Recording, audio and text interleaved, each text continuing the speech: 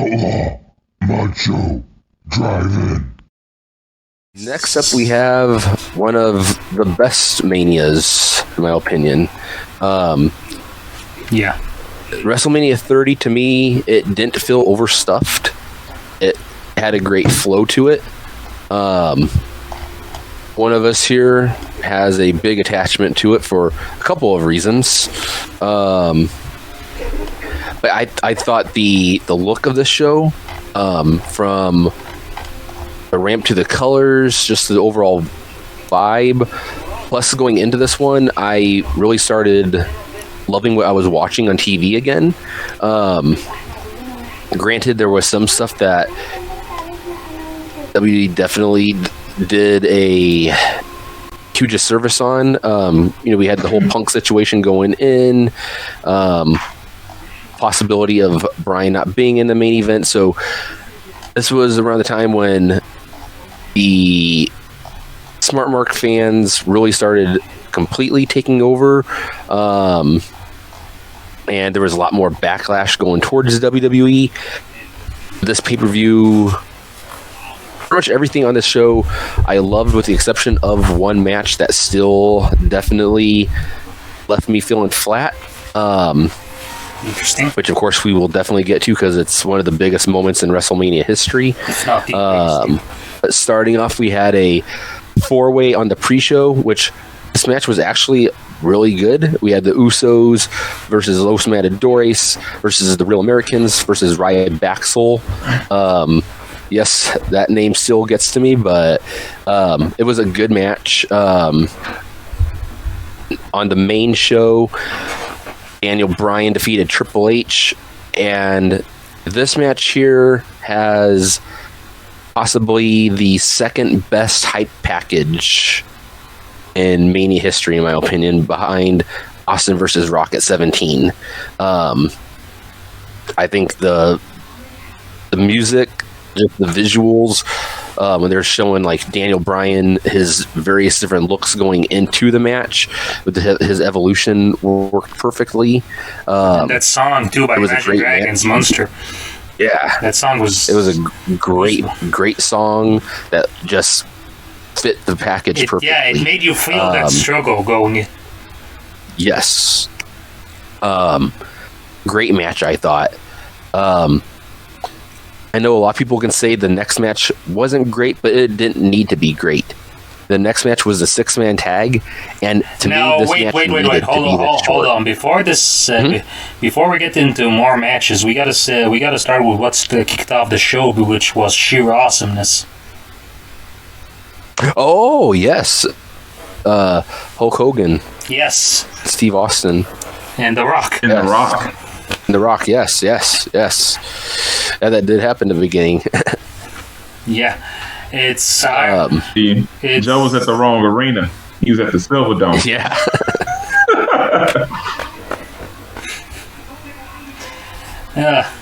It was an amazing, glass-shattering, jaw-dropping, electrifying moment that made you want to take your vitamins. Spectacle.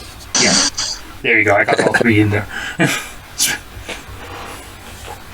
But I think this next match needed to be short. It needed to be sweet, because you have, the Outlaws and Kane were with the Authority. Outlaws were just coming off of a tag title reign. Kane is always, the dominant, heavy. Sending the Shield in just to dominate in less than 3 minutes was exactly what the Shield needed, especially going into their next program versus Evolution. This match, I don't think, needed to be 10 minutes, 15 minutes. It showed that Shield comes in, kicks ass, and leaves, and that's exactly what this match did. And Mohamed, you might be able to say this a little bit more, but listening to the crowd during this match, they seemed so fucking hyped that, they came in and did exactly what I just said, that they did that, because the crowd, as soon as they get the 3 count, it's like they seem jacked at this point, because they're like, holy shit, we didn't expect Shield to come in and just completely wipe the floor with them. It's not just that, it's also like seeing the visual of that double Shield powerbomb was like, whoa, okay. I mean, this match was like, it hit you from a lot of angles because, you know, the Outlaws come out first, but then the Shield cuts them off. But then the Shield's entrance gets cut off by Kane, and you're like, well, okay, we're going into this. And boom, boom, boom. You're like, that's what it was. And we're still riding the high of Daniel Bryan beating Triple H, so, you know, it builds up, it ramps up, and so, like, yeah.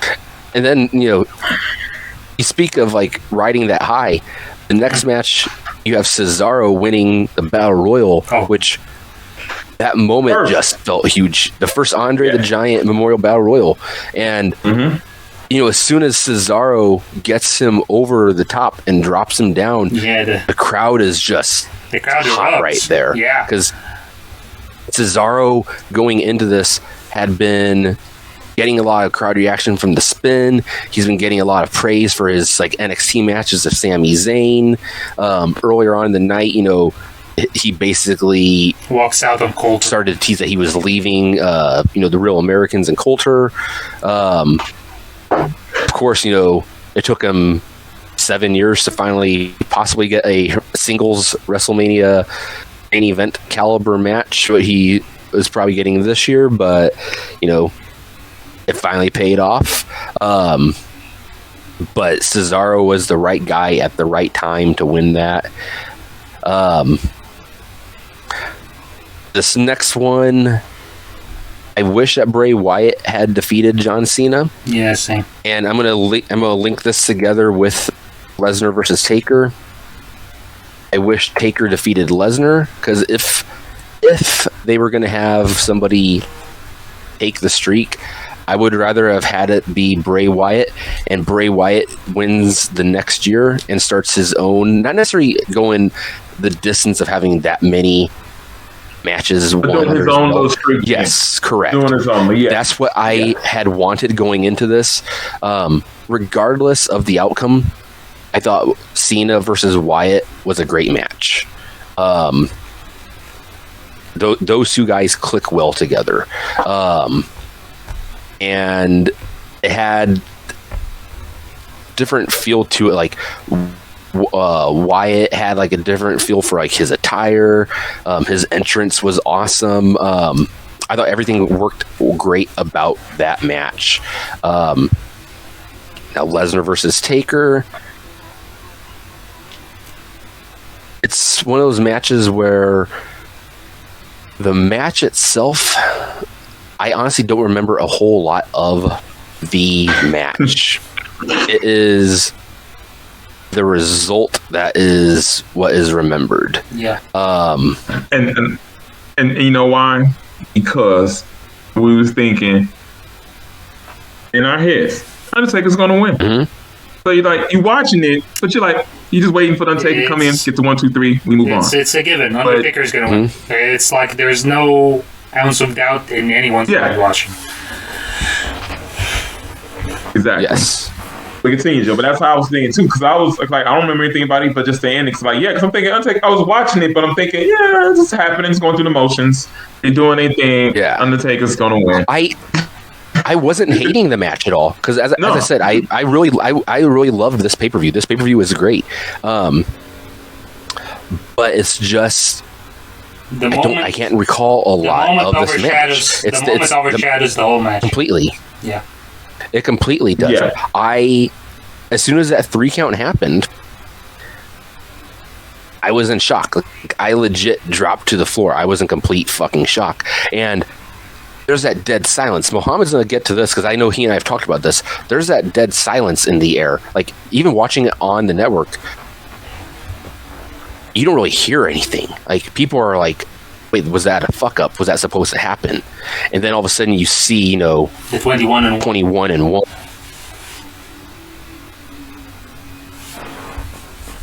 Yeah. And I feel it from 7 years ago. My heart pretty much dropped. I was like, no fucking way did that just happen.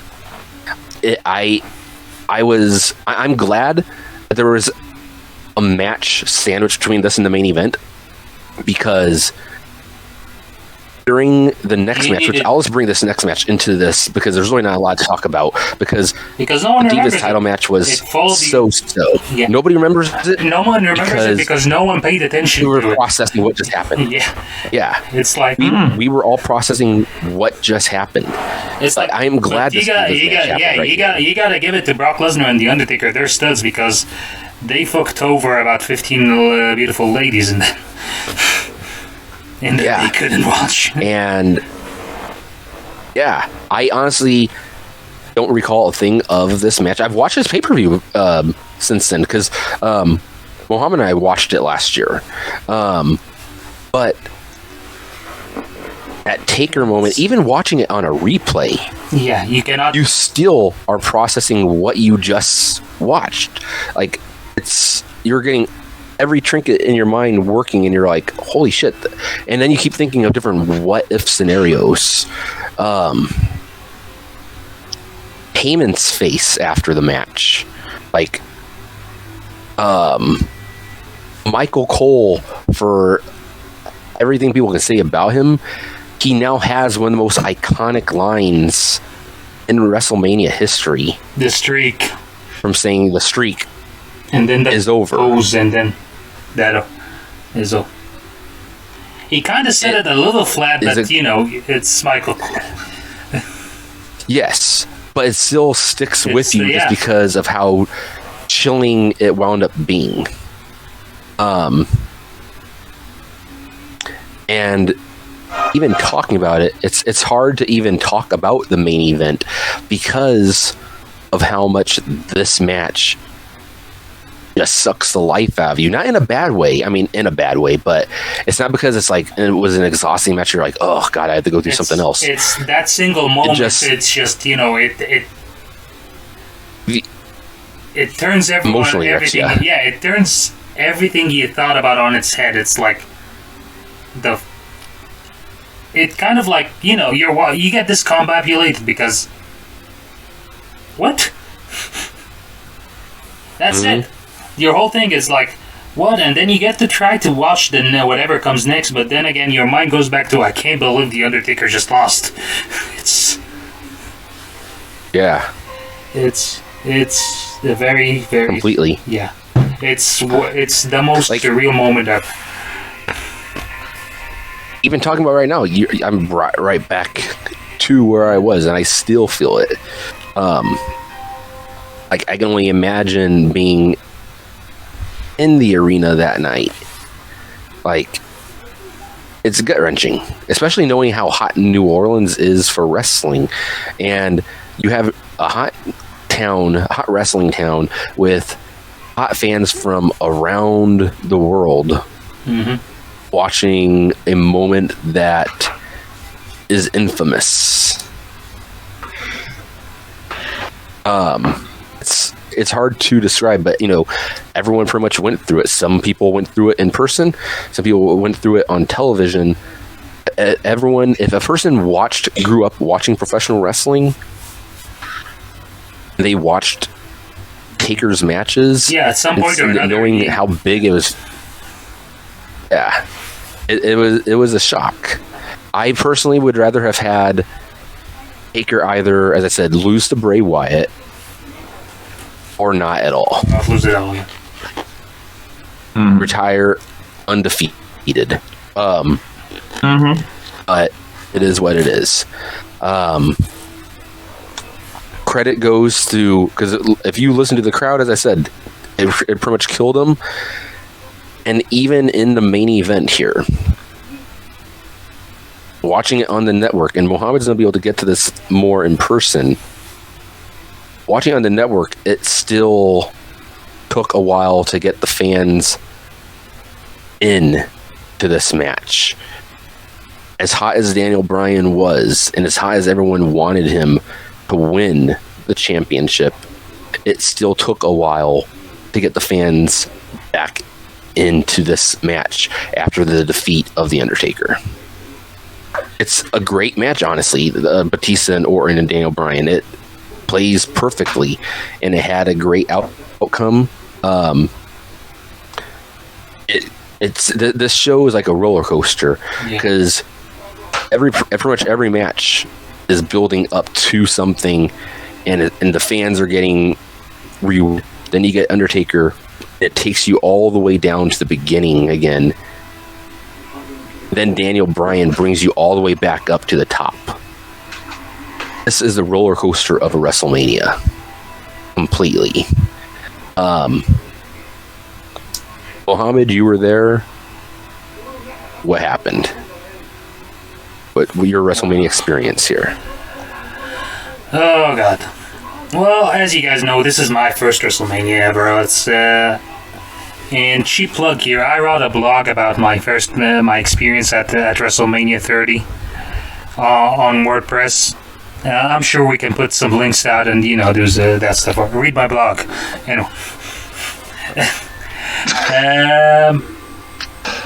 I will say this. It's the first WrestleMania, first trip to the States, first, a lot of things happening to me. And might be my highlight was actually I met The Undertaker at WrestleMania Access that year. And I got him to sign the urn, and not just sign the urn. I got him to personalize the urn, which I learned is a big deal because he usually does not personalize autographs. He just signs the Undertaker and moves on. It's it's the amazing thing about going to your first WrestleMania now. Like James's stories, when Access has become more prominent, where they have, this whole thing about a WrestleMania week and people coming all over. So I got, my first taste, the first thing that ever happens during a WrestleMania week, usually from the WWE side, is they have a free signing at the Superstore, which is next to the Access thing. So first 300 guys go in there. You get a wristband that says you can go in, and you get to meet a wrestler. And that's my first time, going in there and meeting, because WWE was in Abu Dhabi for a while, but you go there, you meet some people. They're casual fans. They're not diehard wrestling fans as much as you are. Even though the diehard wrestling fans are actually weird, so they're all. I remember I saw a couple of diehard wrestling fans. They were on the other side of the ring, so I couldn't, foster a relationship or anything like that. But the fact that you're standing in the line to meet a superstar, it's WrestleMania week, and you're talking to someone that you've never met before, and you guys just start striking up conversations, naturally, because you both came, the first guy I met was from the UK. Shout out to Chris Barron. And we connected instantly because it's both of us. We're having our first WrestleMania. We're in here. We're talking about this stuff, and you met a lot of people, and you get to talk. And also, this WrestleMania had a lot of buzz about it because Punk was gone. You don't know what's going to happen with Daniel Bryan. That's the big, question. No one is even concerned about the Undertaker and Brock Lesnar. Guys are talking, other people who are there are saying, well, I don't know how long I'm going to do it, but I got to be there when the streak ends. So, it's a given that the streak is not going to end on this WrestleMania. It's just... Okay, so, going to the show itself. I remember being overwhelmed. I remember everyone moving it's a surreal thing because everyone going to WrestleMania is just happy. I'm going to WrestleMania. It's everyone has these big smiles on their faces. Everyone has either wrestling shirts on or they just know. I have a package, so I'm in the same hotel where a lot of fans are in. So on the day, everyone's riding in the elevator, and then this couple walks in, and then the girl says, "So where are you guys going?" Everyone knows you're going to WrestleMania. That's the great thing. And then you you share a cab with other people who are going to WrestleMania, and you keep talking about it, and then, which oddly enough, I was with this young Keith Kaba, and we talked about Warrior because they hadn't seen the DVD that was a basic hatchet job about the Warrior himself. That was done. And how great Bray Wyatt is, even though he's younger than everyone in this car right now, but he's still got it. But he's got like the huge upside to him. And you walk into the Superdome, and it's the best closed stadium I think they can hold a WrestleMania in, and it's an amazing feeling. The place is just a buzz. Like everyone is, everyone is like, wow, excited. Everyone's talking. People are greeting each other because they haven't seen each other since last year. Which at this WrestleMania I didn't have that, but the coming ones. You would start, and you settle, and then you start to settle in, and you watch a great show. Tag team match was good, like you were watching, and everyone was, everyone was like engaged to it. But like the whole thing is, you're still waiting for the main course. This is an appetizer, and the whole time there is a big timer on the big arena screens, not the Titantron, but the stadium screens themselves, counting down to WrestleMania. So you keep looking at it and like, oh my god, it's 5 minutes to WrestleMania, or like 4 minutes or whatever. You get the it is, and it kicks off. Hulk Hogan comes out. He's the host. They already announced it, so he's not a big surprise. And he talks, and then he says Silverdome once, and everyone's like looking at each other. Did he just say Silverdome? What is this? And then he says it again, and like, whoa, he said it again, and that's when the Superdome chant started, because clearly, Hogan, you don't know where you are. Like, one time is a slip of the tongue, the second time is you're confused. Oh. And Austin comes out. Man's old. Go on. Yes.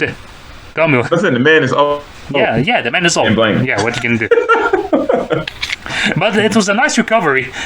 Like, I'm sorry, brothers. It's the Superdome, not the Silverdome. Like, at least he owned up to it. And Austin and Rock both teasing him about it was great. It's like, I remember the glass breaks, so Austin comes out, and a lot of people thought Austin was going to be there because we knew he was at JR's show on Thursday, which, by the way, I attended that as well, and it was also a great show. Speaking of which, meeting JR was also a goosebumps moment, because JR treated me with so much kindness, it was overwhelming. Because when I told him I came all the way from the UAE, and he said, wow, so how long did it take? I told him the flight was 14 hours. I went to LA, then I came back and made a trip. Well, he said, wow, that's some dedication. And he said, and we got our photo. He signed a couple posters for me. And as I was leaving, because, I don't like to take up much, like, I got my moment, so, like, leave on a high note. I'm going to leave now. And he said, Mohamed, I really respect that you came all this way to watch us. And everyone here should respect it as well. And I'm like, wow, thank you, JR. Oh my god, Jim Ross just put me over. It's with a group of marks, but still. Wow. He even tweeted, like, I met some great fans from Abu Dhabi and some other place, and I was like, holy shit.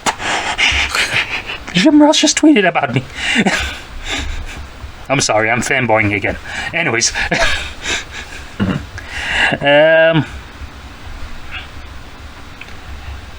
Going back to it, going back to WrestleMania, and then Steve Austin said, great to be back here in the Super... Did Steve Austin say Superdome or Silverdome? I can't remember. He said it was some way to make it, with an emphasis on it. I think he said Superdome, but he emphasized on it so just, Hogan can feel that much worse. And then when The Rock came out, everyone just lost their shit. Like, everyone's like, oh my god, The Rock is here. And you're like watching, and there's this greatness of 3 different generations in it. And Rock's promo was pretty damn awesome, honestly, because The Rock tied the past, the present to the future. It's a great show. And honestly, while The Rock was saying, like, I was sitting there, John Cena's dad was on the seat in front of us, and in front of him was The Rock's family. We're like, were like to the right of the ramp. So the wrestler is walking down the ramp to the ring. I'd be to his right. Nice. Okay. So, and that's actually the time where the Titantron was showing The Rock. So I just lifted the flag, tried to get it on TV as much as I could, and it got on the big screen. But little to my knowledge, they had cut away to commercial, so it wasn't on TV. And Daniel Bryan versus Triple H, amazing match. Again, that music video with the song Monster by Imagine Dragons got you into it, and came out. And I remember just like those boots were strange. He had like goat skin boots because he was the goat. He had the goat face thing going. Yeah, the flying goat. Yeah, and I didn't like it either. And this is actually match of the night. I mean, like, I don't think you can dispute this much. It's bell to bell. This is the best match going in. Which is, it sounds weird about me saying that about a match where the Undertaker was on the card, but it's what's right is right. You're riding this high, and Triple H's entrance was awesome. Like, you could see them showing the package, and this is where you see the behind the scenes stuff where they're putting the skull thing together so Triple H can make his entrance out. They had the big thing where the skull and the thing and everything. And I actually was there live for the WrestleMania debuts of Sasha Banks, Charlotte Flair, and Alexa Bliss as Triple H's Val. Oh, yes. I know, yeah. They was there. And funny enough, I knew that was Charlotte. I just didn't know who Bliss and Sasha Banks were at the time. I think Charlotte sticks out the most. I think I figured out Charlotte and Bliss, but not Sasha, or the other way around. Yeah. Like, I knew Charlotte. I knew one of the other girls. I can't remember which is the other one. I didn't remember. But it's great, and they're using that song, what's it called? Oh, Verona, for him when he's taking off the helmet and everything. That's perfect. And then Danny Bryan just comes out in his plain, like, it's also that stark contrast about Triple H is the privileged, half owner of the married to the All-Star, and Danny Bryan is just, the common man and the Yes Movement, and he's coming out. And that match was awesome. Danny Bryan wins. Then the Shield versus the New Age Outlaws and Kane. Again, utter chaos this match was, because you're looking at the New Age Outlaws, then you look at the Shield, then you look back at the stage with Kane. Incidentally, Kane's flaming pyro, it is so hot. That's like, I'm at the ring. I'm almost at the ring, and I feel it on my face. I feel my face burning from that pyro. So when Joey Styles says something like, God, that's hot, remember when he used to do that for Kane's entrance? You can understand. I always say that whenever like I'm in the ring, I'm at the wrestling show and Kane's pyro hits, I go, God, that's hot. Just, my little personal tribute to Joey. Did I say Joey Ryan? No, you said Joey Styles. I did say Joey Styles, right? I'm trying to remember the first time did I say Joey Styles or Ryan? I said Joey Styles. Thank you. Joey Styles. You did, yeah. Because I would have said something. Okay. Yeah. And this match was great. The 31-man Andre the Giant Battle Royal. People don't understand. There were two streaks that were broken in this match. Fandango went from being undefeated at 1-0 to 1-1, and also under the radar, Miz was undefeated at WrestleMania until this match. Yes. He got weird. That just popped in my head. Yes, because you're right. Because he. Yeah. Yeah. And he got eliminated by Santino. So what you can do? But Cesaro, the way Cesaro eliminated the Big Show, that was amazing. That's I think Cesaro winning it got the people cheer, but the way that Cesaro just basically picked up the Big Show and threw him over the top rope, that's what got people absolutely nuts. And you move on to, again, this is a classic WrestleMania where they didn't overstuff it with matches. It's basically your four main matches, and then there's like three matches in between: the Divas match, the Battle Royal, and the Shield versus the Authority. And I remember when they played the video package for this match, and if you remember, it had the Eminem song Legacy. And everyone in that stadium is singing along with it, going, and this is my legacy. Yeah. You don't hear it on TV because they went straight to the video package, but in the arena we were like singing the same thing. And great match. Like, I think the crowd was more enamored with Bray Wyatt that we were like, focusing on everything. We were like watching.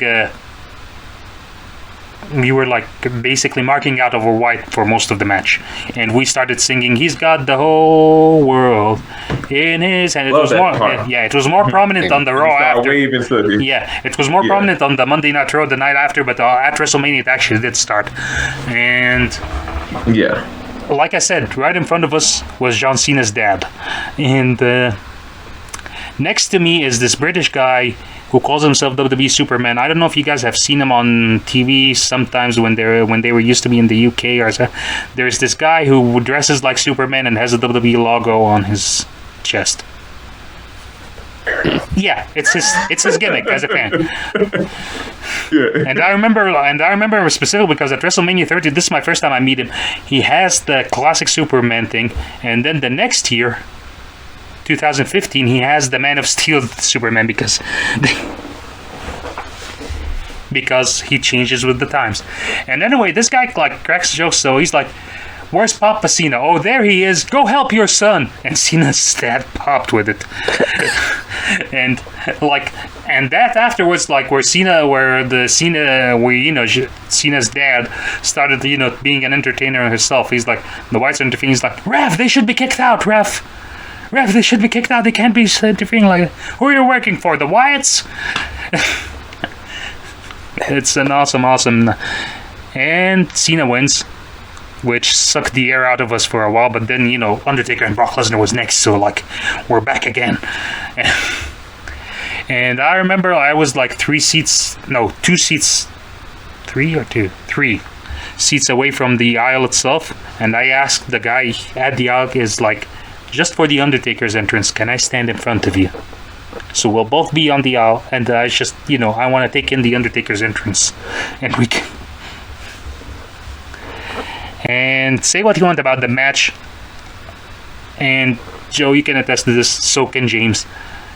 Experiencing an Undertaker entrance live is something out of this world. It's just tough. I will. And I'm sorry to say this, because I'm the only one but it's second to The Fiend. As The Undertaker and The Fiend.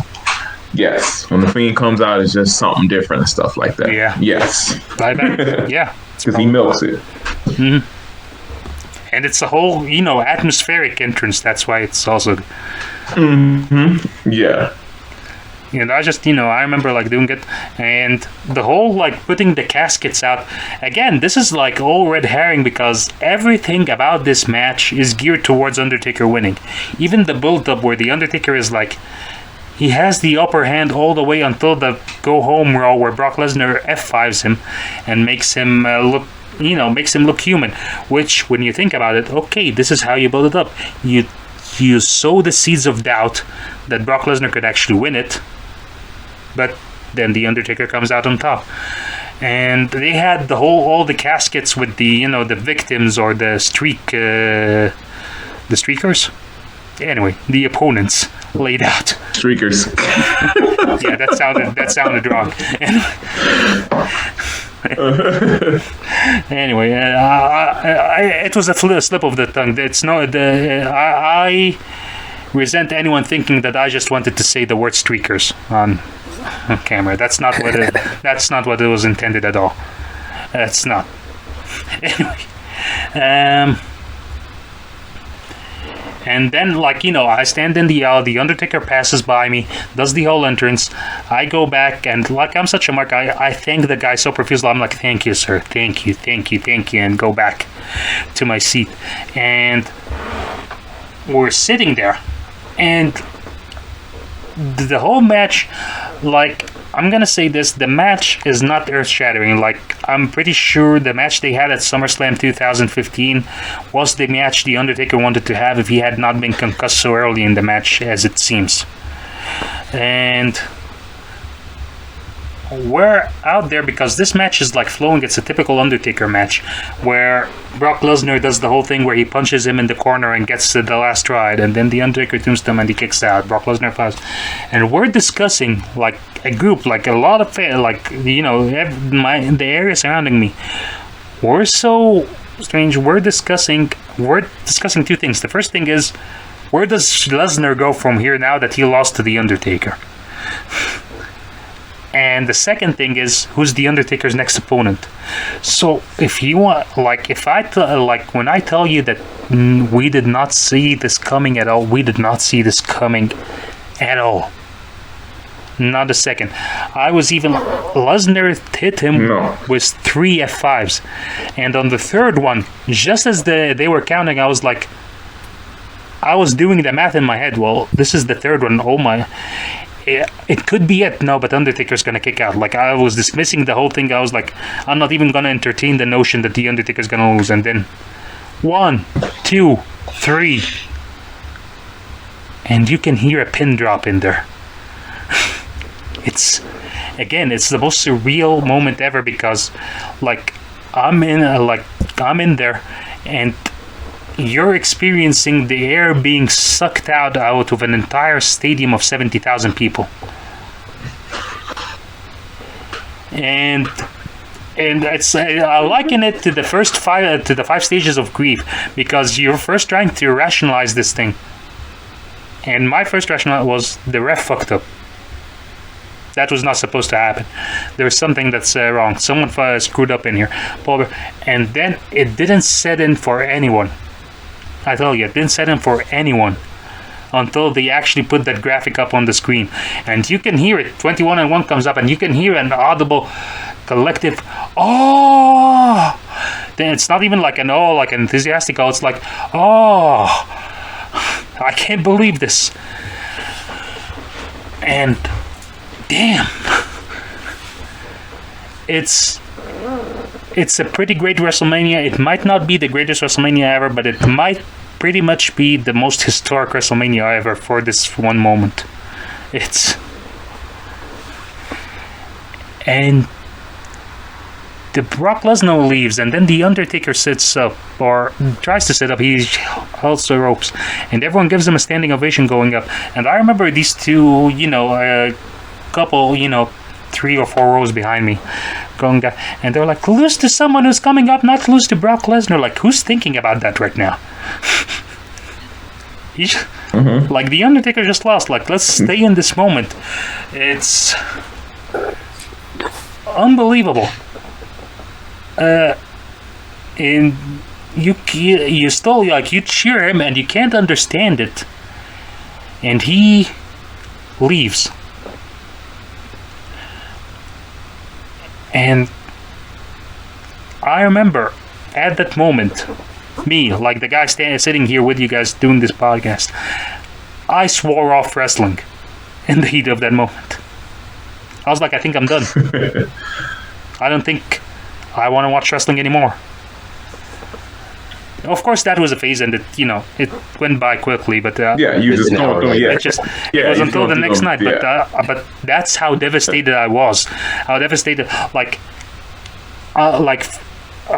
can't remember, but for 2 minutes my hands were on my head like this, and I couldn't believe, and a lot of texts came into me to check on me. That's because apparently I'm known as the Undertaker guy. Shocker. Anyway, and my friend who went on the trip with me but got like a lower package because he's on this trip because he wants to see the US and this is a new world to him, so he's like sitting in the risers, and I couldn't see it, but he texted me in Arabic a lot, and he's like, what the hell just happened? They shouldn't have done that.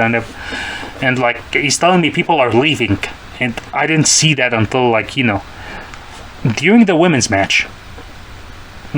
You're still processing, you're doing this, you're looking, and a guy talks to me and says, a guy calls me on Twitter and texts me on Twitter and says, "Are you okay? Because I think you just saw the Undertaker's last match." That was, and then my phone went dead during the main event. So people got more concerned about me. I had to, what can you do? But I remember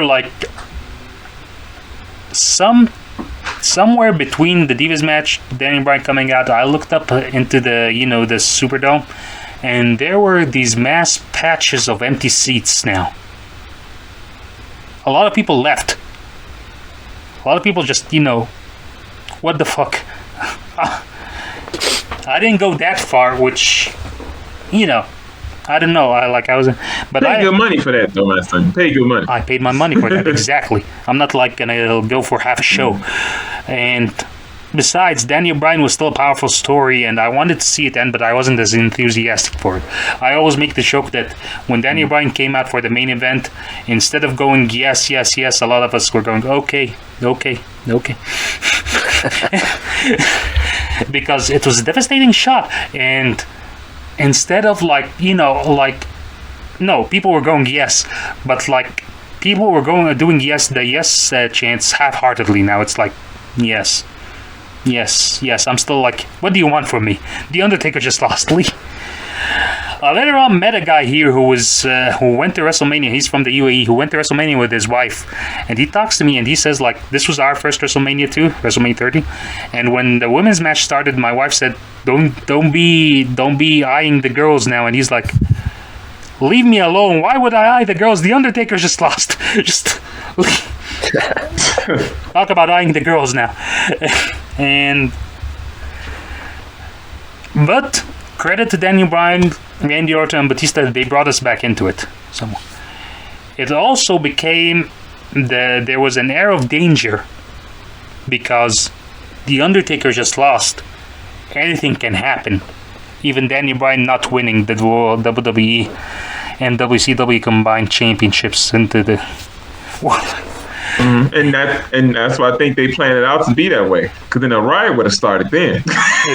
I was thinking, a small part of me wanted to see what might happen if Daniel Bryan did lose. I was like, and I was thinking, hold on. Not just lose, but Batista winning. Yeah. That'll be the thing. Yeah. And I was thinking, if that happens, the railing is right over there. I'm just gonna stick to the railing. Because I was thinking, and everyone was worried because now every near fall that was not Daniel Bryan, everyone was worried about it. So Orton tries to pin Batista, but Batista kicks out, and a "Thank you, Jesus" chant breaks out. Because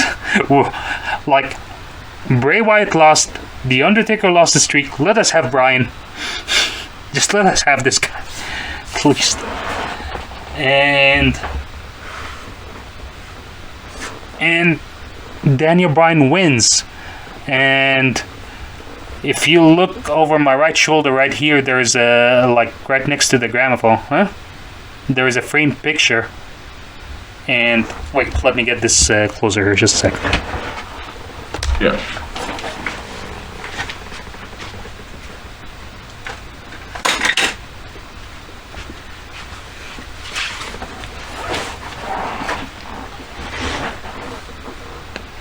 This is probably the best picture that I, as a photographer, have taken, and it's Daniel Bryan. Okay, let me turn off this light here. Yeah. It's Daniel Bryan. Can you guys see? I saw. Yeah.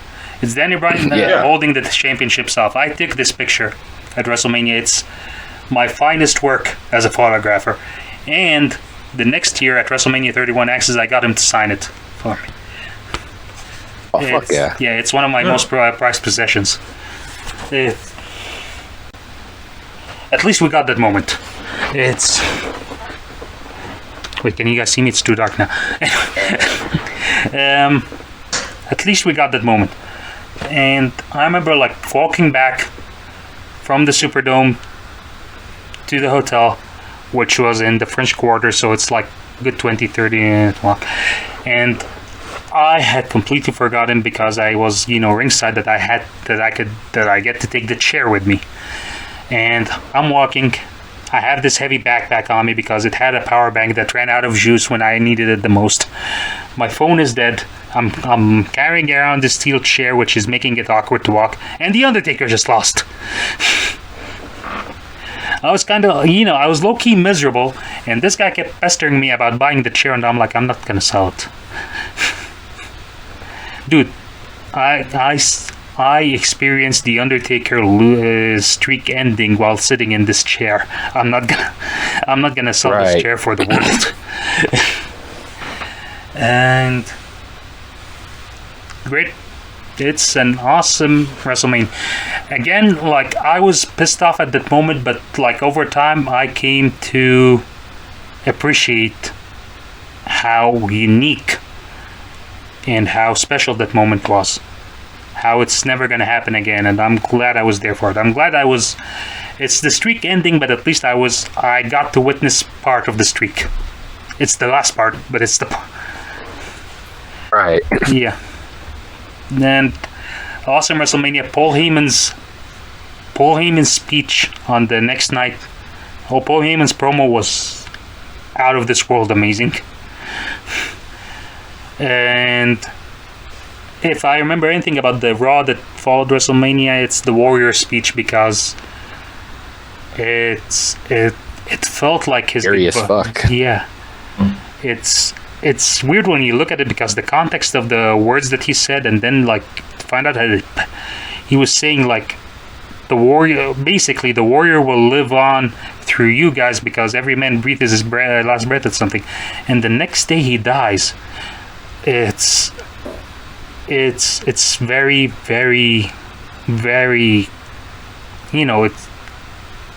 it's just weird, and it hit close to him because he got to see his daughters at the Hall of Fame. So you're like, you have a fresh image of those girls in your mind, and now you're imagining them losing their dad. It was a tragic end, but all in all, first WrestleMania trip, it was a great trip, honest. Weird thing, New Orleans, and I went back to Los Angeles, on Wednesday. Wednesday or was it Tuesday? Can't remember. Anyway, on Tuesday, and I was at the Days Inn, and strangely enough, at that Days Inn in Los Angeles on the Sunset Strip, I saw a couple of guys who were wearing WrestleMania shirts, and I asked them if they were at WrestleMania 30, and they said yes, we were, and I was like, isn't that weird? Like, we both fly back to LA. It's into this random hotel, which is inexpensive, come on, let's say, because all the expenses went to the WrestleMania portion. But we're still here together. But all in all, an amazing experience. Would do it again.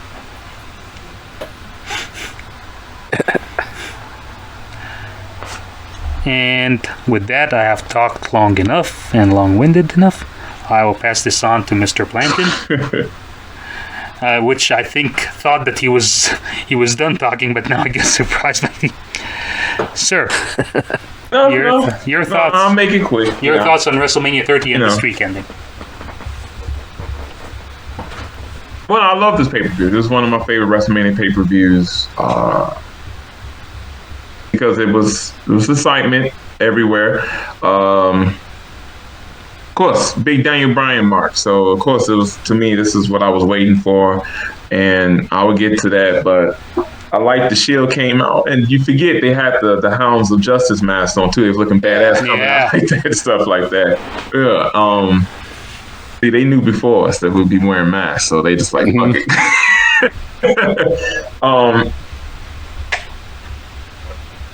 Cesaro winning the Battle Royal was awesome. Especially he lifted up the Big Show, but again, he is the Swiss Superman. So I was happy, and I was thinking, like everybody, hey, this might be a push somewhere. And yeah, let's just go with that. Johnson and Bray Wyatt, yes, I wanted Bray to win. It was a great match. The fans love when he was sitting there, he was waving his hands, and the fans was all singing along, and like, look at this, like this is the guy right here and stuff like that. But no. Hashtag John Cena wins. Cena Crusher wins of all. Dreams more than Okada. Like does. if you think about it, if you wanted Cena to win the rivalry overall, I think Bray Wyatt should have won the first two matches. Like he should have won the WrestleMania match, and that would have kicked him off into the. Yeah. But hashtag Cena wins all three matches of the trilogy. So yes. no. Oh, Bray Wyatt won the steel cage, but he needed they needed to project that. so he's right. Yeah, right. they needed to project that image of Cena cannot be beaten. That they had the Wyatt family members get into the cage, stop him from coming out, and he still was gonna make it out if it wasn't for that freaky kid with the deep voice. Yeah. So 2-1. Sorry, 2 out of 1. Daniel Bryan. I love the first match, and I like the last match. My only thing was, and Joe will understand, I just want him to come out the final countdown for that triple threat. I think I would have popped like Same a here. little girl if he just came out that final countdown and stuff like that. I'm just like, I was expecting a big grand entrance, but like you said, he's not about that. He's about It's normal, straight Daniel Bryan stuff like that. and the story yeah. is the company is not behind him, so they will not grant him. They will not buy a music Yes. thing for him. They wouldn't do anything special for him and stuff like that. But if that happened, I would have popped, and I was Same here. celebrating. Yeah, me too. And all happy for him that he main evented WrestleMania. He is champion. Which is the funny thing is he's a multi-time champion. So it's not like it was his first title, but he finally recognized him at start. He was. It's strange because Daniel Bryan is sort of like the antithesis of what Punk went through, because you'd think it's the same thing, but low-key, Daniel Bryan is a multi-time WWE champion. He's in the running for a title now. And no one, when he came back to wrestling, no one expected him to hold the WWE championship again. Much. But 2019, he goes into WrestleMania as the WWE World Heavyweight Champion. It's mind-blowing. Like, they did right back. And he rewritten and that gimmick, I love it to death. That's him perfect as a heel. That gimmick, he was so good. He was so good as a heel that you actually forgot how good of a wrestler he was. Like, you would focus on him being a heel and how bad the guy he is. But in his match with Kofi, and we'll get into that match later, he was so smooth. He was so amazing. He was so confident. He was like, it's a great wrestling match. But his heel work overshadowed how great of a wrestler he was. Yeah, I love seeing his promos. It was great. And it wasn't comical. You really felt like he was being serious with what he was saying and stuff like that. He was the Earth champion. And let's not talk about that Diva match. No one remembers that. No one remembers anything. The only thing I remember is AJ Lee winning and then she walking up to Vicky Guerrero and doing this, like, give me my title back. And that's it. And that's from watching it later. Like, I'll have to. Anything in the middle? No. Checked out completely. I'll have to represent the scarf and say, hey, Undertaker and Brock Lesnar. Oh, okay. What? The scarf. That's an scarf, Alberto Del Rio thing, right? Because WrestleMania 29. No. Different. Good one though. Good one. Or you could have said Chris Jericho. I love the match, and don't remember, but it was a good match for what it was. Thing is, I was shocked, but I wasn't as shocked as y'all were. It's not like I knew it was coming. I was like, oh my God, but I'm just like, more like they did it, and it's for Brock Lesnar. That's what was through me. I was trying to think like, why? That was the thing, like, Brock didn't need this. Because like you said, when you more in shock, I'm just thinking more logical, like, why Brock Lesnar? And I'm thinking, okay, let's see. I'm more thinking, where is this going to go? What are they going to do with this? And I'm just like, why? So I was just stuck. It's like, leaving a question, like, why did he lose? And he lost to Brock Lesnar. And I guess, like, I wasn't thinking something was wrong. They made it look like something was wrong, like he dropped that hand accidentally. Because you see how Paul reacted, and everybody like, but then like, you saw that 21-1. You like, yep, they did it. And I'm just like, more like, okay, anything can possibly happen tonight. Anything. And I was like, you was like, you know what? This is a nice way to say, you know what? Daniel Bryan's not going to win. So I guess he's like coming out the end like, I didn't promise you anything, Dad. I just promised you a WrestleMania. It's like it would be the biggest FU to the fans if they had like Bray loses, Undertaker loses streak, Daniel Bryan as well does not get the championship. Fuck out of here. What do you want? Exactly. Like, I got y'all money. I don't care. You know, like that. But yeah, but it kind of sunk in on Monday where Paul did the promo. And I'm like, oh my God, the Undertaker lost.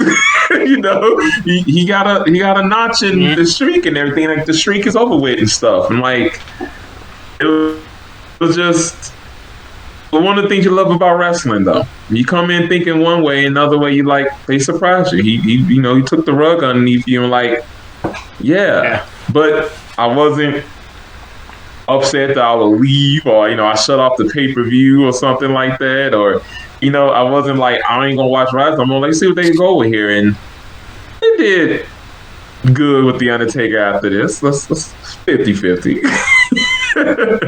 Talking about anything that happens in the Middle East. Not talking about that. But everything else I liked. But no, it was one of my favorite WrestleManias. Just when you see someone, I guess me and Mohamed kind of parallel that with his love for the Undertaker, my love for Daniel Bryan. So for us, it was a awesome pay-per-view for what it was, and yeah, I enjoyed it very much. That's one moment I could probably say I always remember about WrestleMania. Like Daniel Bryan was there with the belts at the end and stuff right there, and he won. Thank you for joining us on the Outlaw Macho Drive-In.